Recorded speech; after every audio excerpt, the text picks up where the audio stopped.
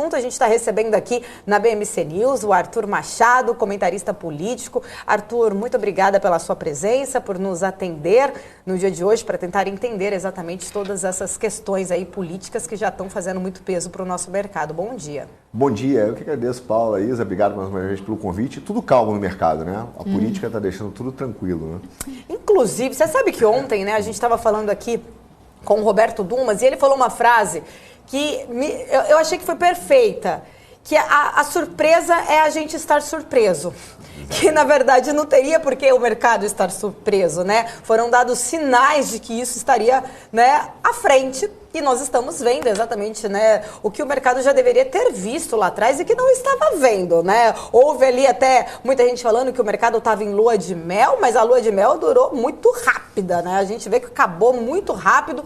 Ontem a gente viu aí o mercado muito assustado, essa dúvida muito grande aí, né? Muita gente falava, será que vai ser Lula 1, vai ser Lula 2? Eu, inclusive, estava no evento do Money Week, acompanhei, até estava trazendo aqui mais cedo as falas de dois grandes gestores, o Luiz Parreiras e o Luiz Stuberg, da Verde Asset, trazendo ali críticas, duras críticas em relação a essas primeiras posturas, né? Principalmente aí desse governo de transição. O próprio Henrique Meirelles ontem chegou a falar que está muito mais para um governo Dilma do que Lula 1 ou Lula 2. Eu queria entender um pouco da sua visão até agora, de tudo que foi falado, de tudo que foi feito. Como que você avalia, né, o que devem ser aí os próximos passos que o Brasil vai enfrentar diante do novo governo? Olha, Paulo, não vejo que vai ser nem o Lula 1 nem o Lula 2, vai ser o Lula woke, como eu brinco. Porque o que a gente está vendo, que tem que entender, é a direção política da coisa. O Lula tem 4 anos de mandato, está com 77 anos e o PT não tem absolutamente nenhum herdeiro natural. A esquerda no Brasil, pós o Lula, acredito que não fará uma reeleição, né? Não tentará recorrer, ir para uma reeleição, enfim, ela será uma esquerda fragmentada, com algumas pessoas tentando herdar esse capital político do Lula. E o PT, se não se planejar, poderá virar um PMDB da vida da esquerda. Então, tudo isso é importante para entender exatamente qual é a pauta política do PT hoje, que é uma pauta populista. Então, o PT irá utilizar um programa de populismo porque ele precisa ocupar cargos no governo, ele precisa penetrar ainda mais na máquina pública e se perpetuar como um partido de esquerda no poder, ou pelo menos que ele seja hegemônico nessa fragmentação que tem.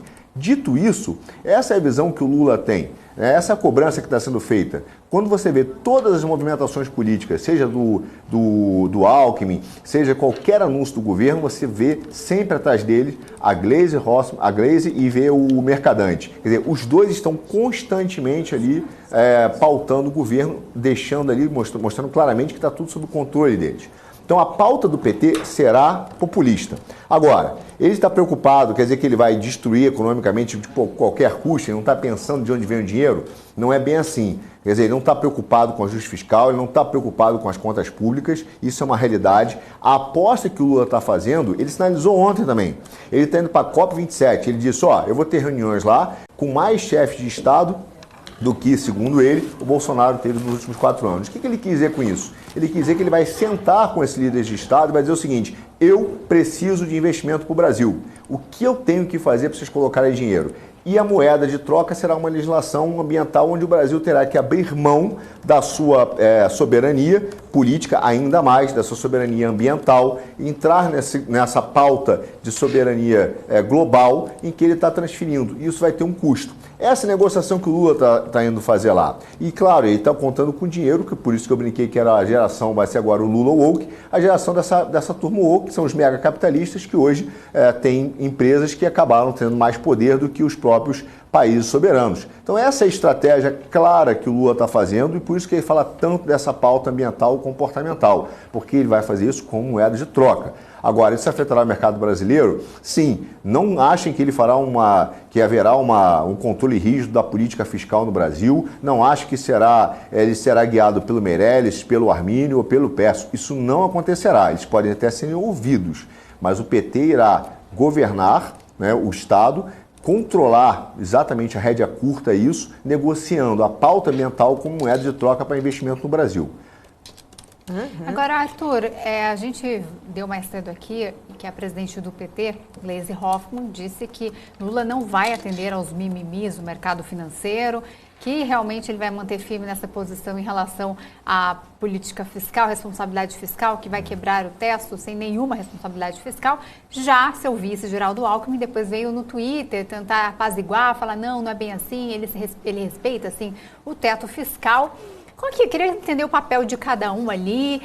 Você acredita que dentro do próprio novo governo há uma divisão ali? A corda puxa mais para que lado? Quem vai ser mais atendido? Gleisi Hoffmann, que está ali à frente, puxando, liderando todo esse novo governo?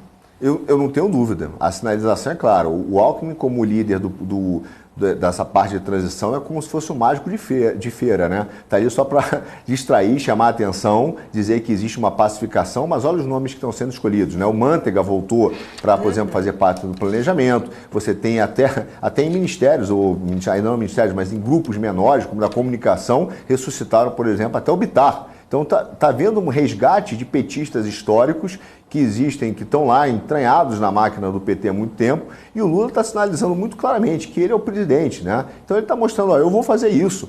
E eles irão fazer isso, eu não tenho dúvida.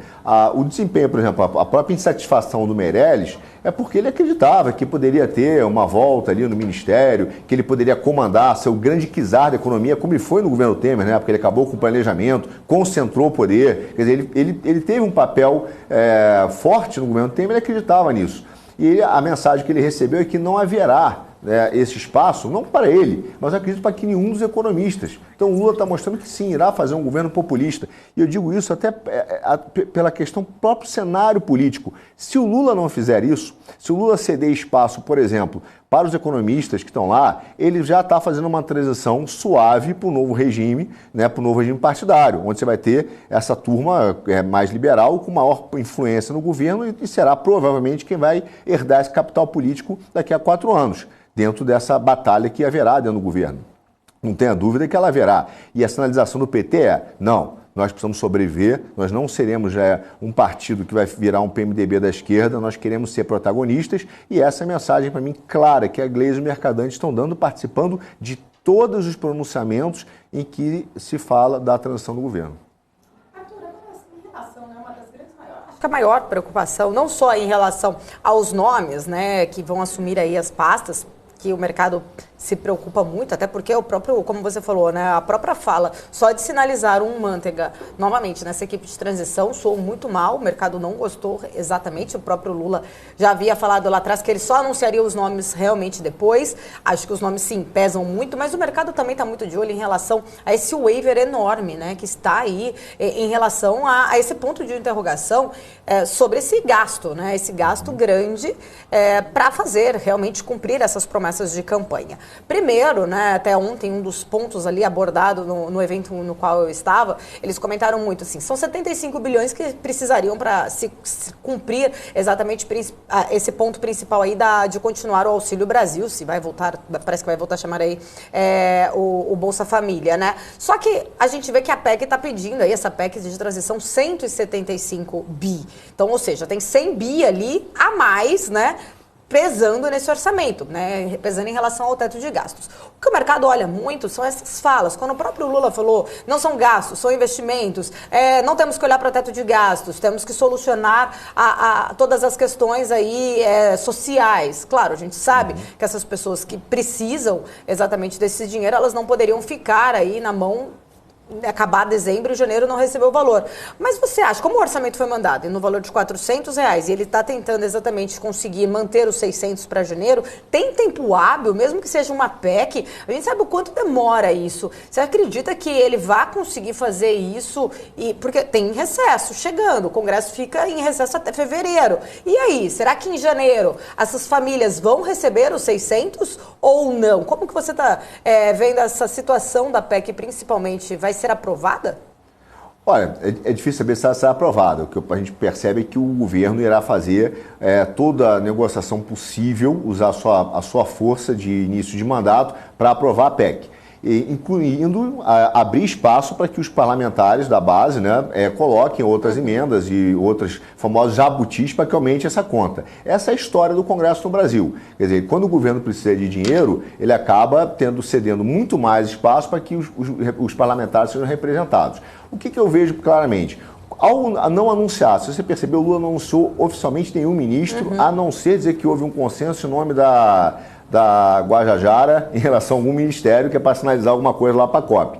O que ele está dizendo? Ele deve estar sentando agora com todos os líderes do Congresso Nacional e oferecendo, dando uma de rainha virgem, oferecendo cargos, sinalizando cargos, a possibilidade, obviamente, de ter um toma lá da cá, que essa é a forma política que o Lula aprendeu. E ele não irá anunciar o seu ministério até que ele, então, consiga do Congresso Nacional aquilo que realmente ele está objetivando. Nesse sentido, em termos de prazo e prazos regimentados do Congresso Nacional, quando for do interesse do Congresso, eles atropelam a agenda e conseguem aprovar, né? Apesar de todo o esforço que isso representaria, não seria o primeiro caso na história da República de um fast track, né? Uma aprovação rápida, corrida de uma PEC. Realmente não será. Agora, o que está em jogo? Nesse momento, é uma negociação não só por aumento de valores do que interessa ao Congresso Nacional, mas também de cargos. E esse é o ponto que o Lula está negociando, que eu não tenho dúvida nenhuma que está sendo negociado agora. Então é possível? É. Se não chegarem a nenhum acordo, o que o PT vai dizer? Vai dizer que tentou, que fez todo o esforço possível e vai colocar a culpa do atual governo no Congresso. Basicamente, é essa a comunicação, né? Então, o que está em jogo nesse momento são essa tensão negocial de cargos, aumento das despesas e, obviamente, dos interesses do PT. Agora, que ele quer aumentar, estourar e fazer um governo populista, pode anotar, porque essa será a pauta dos próximos 2 anos, sem nenhuma sombra de dúvida. Você falou que o PT vai jogar a culpa em relação ao Congresso. Eu tenho 2 dúvidas aqui que eu gostaria de tratar com você. Primeiro, a gente já vê circulando várias notícias de uma volta da variante do Covid, muito preocupada em relação... Poderíamos usar aí, de repente, essa pauta do Covid para gerar aí uma preocupação e ser emergencial e aí, sim, conseguir colocar uma emergência numa situação e cumprir essa pauta aí do auxílio? Poderia ser uma estratégia também? Poderia. O Congresso, quer dizer, muito embora eu acho que o Lula não vai querer entrar nessa armadilha de dizer que o Covid voltou, porque ele vai ter que... Mas já estão circulando muitas informações, né? Sim, já tem um número aumento de casos, etc., sim, mas a ponto de fazer um lockdown e realmente voltaram ao que nós vivenciamos há 2 anos atrás. Para o início do governo do PT, para ele seria uma catástrofe, né? Até porque agora ele teria que fazer tudo aquilo que ele disse que deveria ter sido feito e que ele sabe que é muito diferente entre você criticar, né, ser pedra e da hora ser vidraça, tá? Aí no governo. Porém, hoje as gambiarras parlamentares, gambiarras que são usadas para poder aprovar o aumento de custo no Brasil, aí são das mais variadas. Essa seria um excelente pretexto. Olha, a gente tem que aqui já deixar previsto um plano emergencial, que será para o Covid, caso ele volte, etc. Aprova o aumento de gasto e depois utiliza para outra coisa. Não seria uma novidade no Brasil esse tipo de coisa, né? Apesar de você ter uma fiscalização maior, enfim, você ter controles e críticas maiores hoje. Mas é uma estratégia possível. A direção que está sendo dada é que eu acho que é importante. É que o Lula está dizendo, eu preciso de mais dinheiro e eu irei estourar e refazer as reformas necessárias ou as gambiarras necessárias para conseguir ampliar essa cota do orçamento. Essa é a mensagem que está sendo dada e nós teremos uma questão fiscal pior em função dessa estratégia. A minha outra dúvida, eu falei que eram 2, né? A primeira seria essa de uma estratégia em relação à questão emergencial. A minha outra dúvida é em relação a uma outra notícia essa semana, que seria ali a 4ª proposta na mesa dessa equipe, que seria recorrer ao STF, né? A gente sabe ali exatamente... Em relação ao STF aí, com esse novo governo, você acha que seria aí realmente viável ao próprio Partido dos Trabalhadores recorrer ao STF? Como que fica a situação do Congresso? Porque está numa rodada de negociação, né? E o próprio Bolsonaro passou por isso, o próprio Centrão fez isso para conseguir aprovar a PEC anterior lá, né? A gente sabe, não podemos ser ingênuos, esse é o Brasil, esse é o sistema, é o toma lá da cá, eu te ajudo, você me ajuda. Tem a escolha dos ministérios pela frente. Você acredita que recorrer ao STF, apesar de ser a 4ª proposta na mesa, seria uma saída ou isso poderia causar um mal-estar em relação ao Lula com o Congresso, porque aí não tem essa negociação na mesa? Olha só, eu acho que o que o Lula primeiro quer ter a política populista é atender a base dele. Então, é uma estratégia possível? Infelizmente, essa tensão entre os poderes, ela já se esticou de tal maneira que alguns dizem até que é irreversível, pelo menos já está esgarçada num ponto de bastante fragilidade. O Supremo, por sua vez, ele tem claramente, em alguns juízes, não são todos, mas um número relevante, tem adotado, para fundamentar as suas decisões, as teorias sociológicas. Então, as teorias sociológicas do direito, onde ele analisa não apenas a lei, não apenas ali a lei fria, uma interpretação hermenêutica, mas um estado de deve ser da sociedade ou de deve ser da Constituição. Isso não é novo, isso já tem sido feito com alguma frequência. Inclusive, extrapolando a sua competência, você vai ver isso em alguns momentos, até usando critérios financeiros. Isso aconteceu, por exemplo, dando um paralelo na questão do piso de enfermagem, né, que o argumento para dar uma liminar e depois a turma confirmou foi a questão federativa, porque entenderam que o custo total tinha sido alto, etc. E aquilo não é uma matéria do Supremo, não é uma discussão que tinha sido do Supremo, já tinha sido analisado na Câmara e no Senado, e o Supremo usou uma teoria sociológica para argumentar que iria dar uma liminar. Não será a primeira vez. O Supremo tem usado isso, inclusive é uma oportunidade ou uma necessidade do Congresso Nacional, que vai entrar nessa próxima legislatura, colocar limites a esse veículo que acaba sendo o controle de constitucionalidade e as interpretações sociológicas do direito que se estenderam, se alargaram de tal maneira que pode tudo. Então é possível, sim, você chegar hoje e ter, apesar de não ter uma legislação objetiva sobre o caso, por uma questão de direitos fundamentais, de direito à vida, alguma interpretação inovadora, o Supremo acabe mantendo liminarmente o estouro do teto de gasto. Seria um desgaste com o Congresso? Seria, mas aí é o dilema. Ou o Lula tem um desgaste com o Congresso Nacional, ou o Lula tem um desgaste com a base. Acho que nesse momento ele optaria por um desgaste com o Congresso. Pauta orçamentária, indo para um outro destaque, né, um outro burburinho está tomando conta do cenário político, que é a questão das urnas, das Forças Armadas, a Defesa. Inclusive, após o relatório divulgado pelo Ministério da Defesa, eles divulgaram uma nota, né, respondendo em relação a todas as notícias que saíram sobre este relatório. Eles reafirmaram o compromisso com o povo, a democracia e a harmonia do país. E eles, inclusive, afirmaram que eles não falaram que não descarta fraude, né? Assim como saiu nos noticiários, dizendo que a Defesa disse que não há fraudes. Eles realmente não descartam, apenas não tiveram possibilidade de fazer essa investigação, essa averiguação da maneira que eles gostariam e precisariam. Eu queria entender, na sua visão, todo esse imbróglio que está acontecendo. O presidente Jair Bolsonaro muito em silêncio. Hoje é quinta-feira, geralmente ele faz... Hoje é sexta? Hoje é sexta. Ontem foi quinta-feira, ele não fez a live, né? Eu não acompanhei, fez a live ontem. Acho que não teve, não. Não fez a live ontem, não fez. Desde que ele sofreu a derrota, ele não fez nenhuma live, ele não está se manifestando, fez apenas aquele pronunciamento curto, está em silêncio. Tem essa questão das urnas, do relatório da Defesa. Como é que você avalia toda essa situação?